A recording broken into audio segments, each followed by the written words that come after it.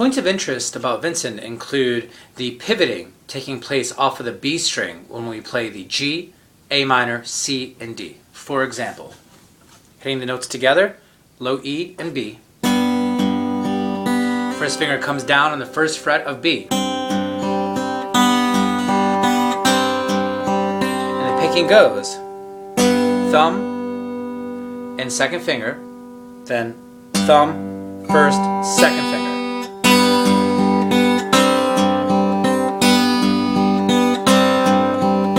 This picking pattern generally stays the same throughout. When you go to the A minor, your bass note changes. The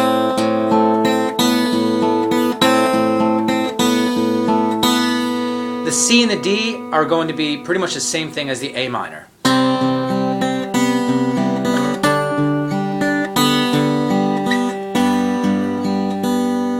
So really you're using your thumb, first finger, and second finger. Second point of interest is the run that takes place after the verse repeats itself.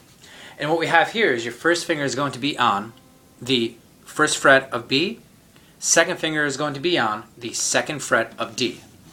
And we're going to be using our thumb and second finger to go ahead and pick this out. So we have a nice slide that takes place to the third fret and fourth fret, come back down, and then open. So that run again is back to our G chord like we had before.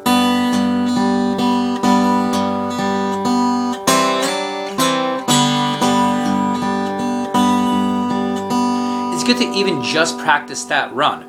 You're going to see similar runs in other songs like Cat Stevens or anything else that kind of has some awesome acoustic playing in there. Awesome, so that run again is first and second finger. The G string is going to be open in the middle, so no finger goes on there. And you also don't play it.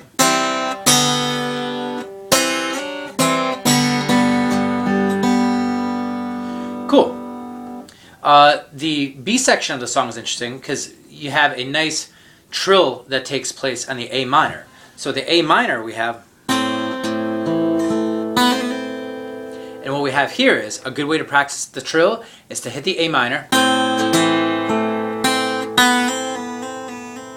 and just kind of hold your first finger pivoting on or off the B.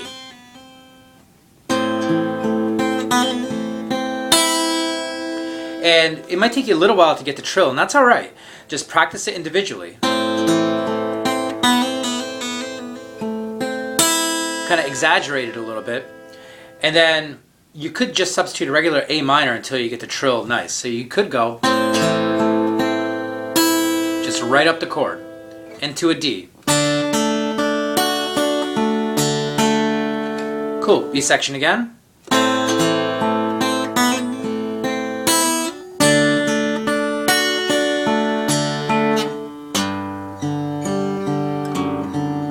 E minor. A is going to repeat again.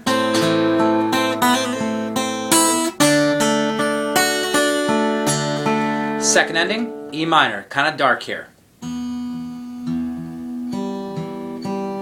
A dominant 7.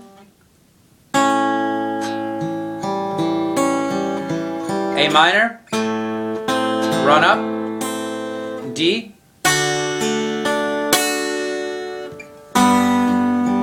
Here's where it gets interesting. We're ending the B section. Our second finger is going to come down on the second fret of high E. Fourth finger comes down on the third fret of B. So the cadence for the B section is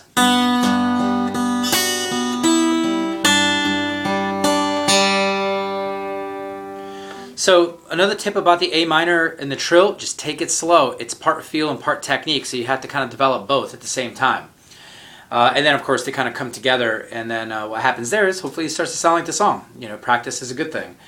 Alright, cool. The second time through the B section, there's a separate ending that is similar to the cadence I just played off the G. This is going to be our fourth finger taking place, going to the third fret of the high E, and our first finger is going to be on the first fret of the B. So basically, again, it's your fourth finger on the high E, of the 3rd fret, first finger on the 1st fret of the B, and then your 3rd finger is going to be on the 3rd fret of the low E. And a good way to practice this cadence before we even get into it is to just kind of, with your thumb, hit the low E, first finger goes on B, second finger goes on high E, hit them together, and then release your first finger, and hit them again.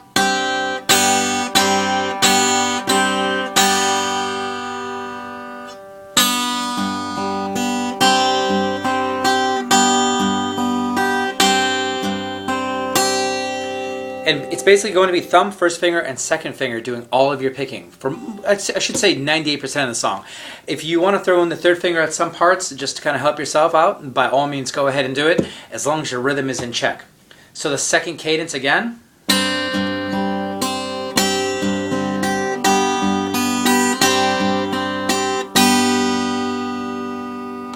Cool, practice it slow and keep breaking it down and start putting the pieces together. So fantastic song. Please enjoy.